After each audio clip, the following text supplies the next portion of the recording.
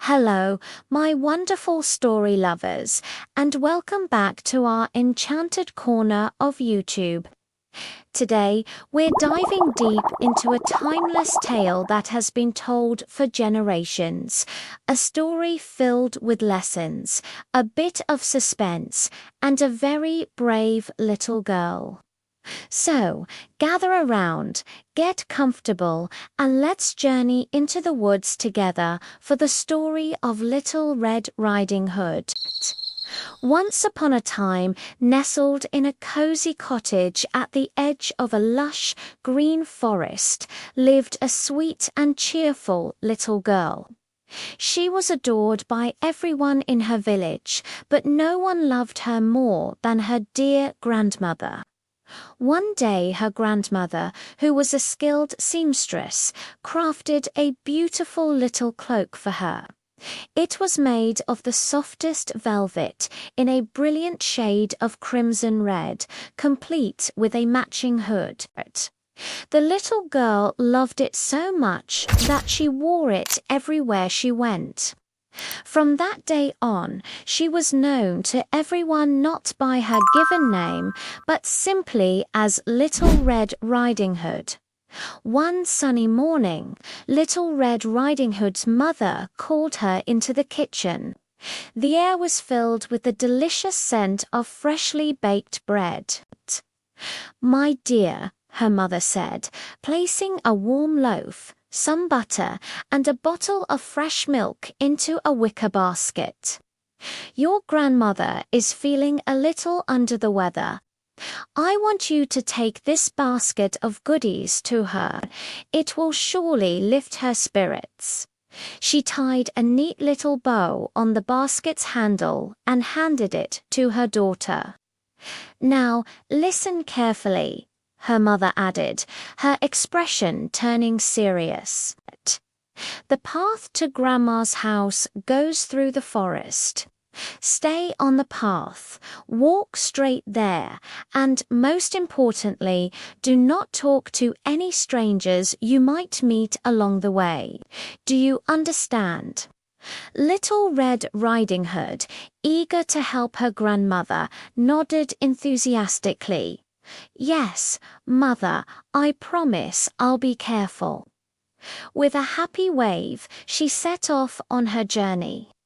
The forest was alive with the sights and sounds of nature.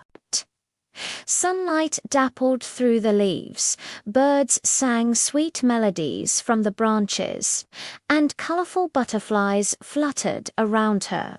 Little Red Riding Hood, feeling joyful and carefree, began to hum a little tune.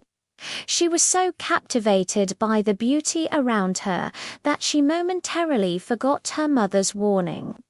She strayed from the path just a little to pick a beautiful bouquet of wildflowers for her grandmother. It was then, in a quiet clearing, that a pair of gleaming yellow eyes watched her from behind a large oak tree. Suddenly, a large grey wolf with a sly grin stepped out from the shadows. "Good morning, little girl," he said in a voice that was surprisingly smooth. Little Red Riding Hood, who had never seen a wolf before, didn't know what a cunning creature he could be. "Good morning, Mr. Wolf," she replied politely. "And where might you be going on this fine day, all by yourself?" the wolf asked, inching a little closer. Forgetting her promise, she answered, "I'm on my way to my grandmother's house. She's not feeling well, so I'm bringing her this basket of food to make her feel better." The wolf's ears perked up. "And where does your grandmother live?" he pried. "Her cottage is just a little further into the woods," she explained innocently, "right past that big cluster of oak trees." A wicked idea sparked in the wolf's mind. "What lovely flowers!" he exclaimed, pointing his snout towards a patch of vibrant bluebells. Why don't you pick some more for your grandmother?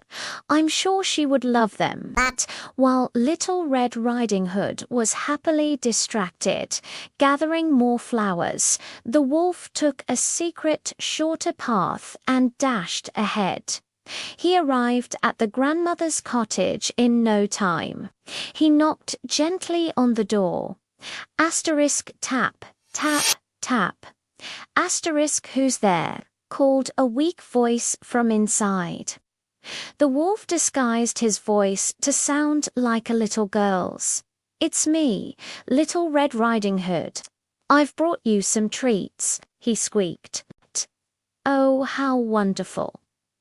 The door is unlocked, my dear. Just lift the latch and come in, said the unsuspecting grandmother.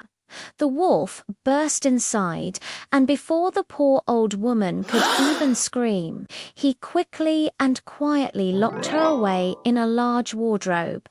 He then found one of her nightgowns and a frilly sleeping cap, put them on, and climbed into the bed, pulling the covers right up to his chin. He lay there, waiting patiently. A short while later, Little Red Riding Hood arrived, her arms full of flowers. She knocked on the door, but there was no answer. She pushed it open and stepped inside. The cottage was unusually quiet and dim. Grandmother, she called out softly as she approached the bed.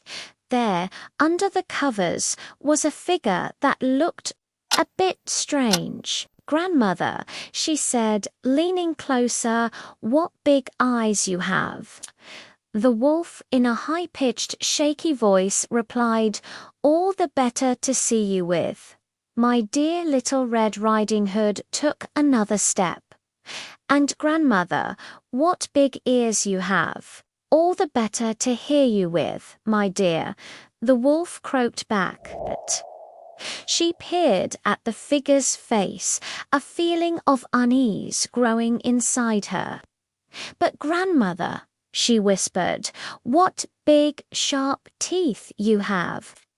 At that, the wolf threw back the covers and growled in his own deep, terrifying voice, all the better to eat you with. Little Red Riding Hood screamed, help, help. Just by a stroke of luck, a brave huntsman was passing by the cottage at that very moment. He heard the girl's desperate cries and knew something was terribly wrong. He burst through the door and saw the fearsome wolf. Without a second thought, the huntsman chased the wicked wolf, who, terrified, scrambled out of the house and ran deep into the forest, never to be seen in that part of the woods again. The huntsman then heard a faint banging sound coming from the wardrobe. He opened it, and out came the grandmother, shaken but safe. Little Red Riding Hood ran to her, and they shared a long, relieved hug. From that day forward, Little Red Riding Hood always remembered her mother's words. She never again strayed from the path and, most importantly, she never ever spoke to strangers again. And that's the story of Little Red Riding Hood. It's a powerful reminder to always listen to the wise advice of those who love us. Thank you so much for joining me today. If you enjoyed this story, don't forget to give this video a thumbs up. Hit that subscribe button and ring the bell so you won't miss our next adventure. Until next time, stay safe and keep reading.